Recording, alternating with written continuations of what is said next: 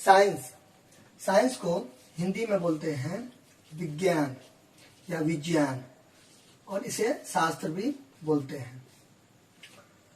तो जैसा कि आप लोगों को पता होगा, बहुत सारे स्टूडेंट को, कि ज्यादातर शब्द जो होते हैं ना साइंस मैथ के, वो आते हैं लैटिन और ग्रीक से। ठीक है, क्यों आते हैं?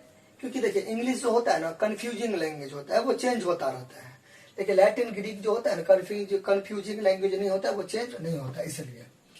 तो आप लैटिन से आया है, लैटिन से आया है, लैटिन के शायरे से आया है।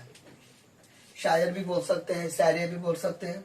ठीक है, या साइंसिया, साइंसिया, तो दो हिसाब से आप किसी को बोल सकते हो। SCIENTIA, साइंटिया भी बोलता है, बहुत सारे पर्सन इसको साइंटिया भी प्रोनाउंस करते हैं, और साइंसिया भी कर सकते हैं। ये शायर या शायर है।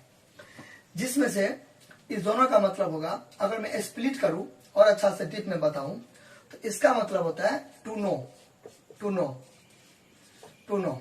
ठीक है, किसी के बारे में जानना, या आप कह सकते हो नॉलेज, नॉलेज। तो यदि आपसे कोई क्वेश्चन पूछे कि साइंस की उत्पत्ति, डेरिवेशन कहां से हुआ है, साइंस की उत्पत्ति, ओरिजिन, दैट मीन्स डेरिवेशन कहां से हुआ है, तो आपको बोलना है शायर।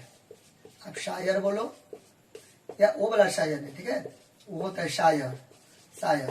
ठीक है, जो शायरी लिखता है उसको शायर बोलते हैं, या शायर। ठीक है, या शायरी।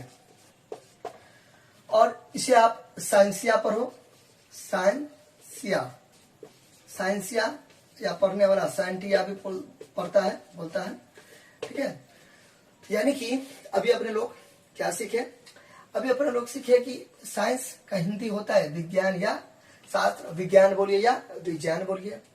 फिर अगला चीज पढ़े कि साइंस आया लैटिन से, ज्यादातर शब्द लैटिन या ग्रीक से ही आता है, ग्रीक, ग्रीक, इंग्लिश में ग्रीक, ग्रीक, क्योंकि ये कंफ्यूजिंग लैंग्वेज नहीं है। अब इंग्लिश क्या होता है, बदलता रहता है, चेंज होता रहता है, कंफ्यूजिंग लैंग्वेज है, इसलिए साइंस का ज्यादातर क्या है, लैटिन या ग्रीक से। हालांकि वो मुद्दा नहीं है, अभी सिंपल में जीके के पर्पज से याद रखना है कि साइंस आया लैटिन से, लैटिन में कहां से, शायरे या शायर या साइंटिया से। अगर दोनों का मतलब एक ही हुआ, लेकिन अगर मैं अच्छा से स्प्लिट करूं, जिसमें से शायर का मतलब होता है टू नो, किसी के बारे में जानना, किसी के बारे में पूर्ण रूप से जानना, पूरी तरीका से उसके बारे में छानबीन करना, इन्वेस्टिगेशन करना विद प्रैक्टिकल। ठीक है, थ्योरेटिकल प्लस प्रैक्टिकल, ये नहीं कि हवाबाजी कर दिया, मुझसे कोई चीज बोल दी वो साइंस हो गया, नहीं, विथ प्रूफ। थ्योरी तो रहबे करेगा, थ्योरेटिकल तो रहबे करेगा, इन्वेस्टिगेशन तो रहबे करेगा, लेकिन प्रूफ के साथ। तो साइंस क्या मानता है, प्रूफ मानता है। उसमें केवल बोलने से यकीन नहीं होता, केवल थ्योरी वोरी नहीं चलता है।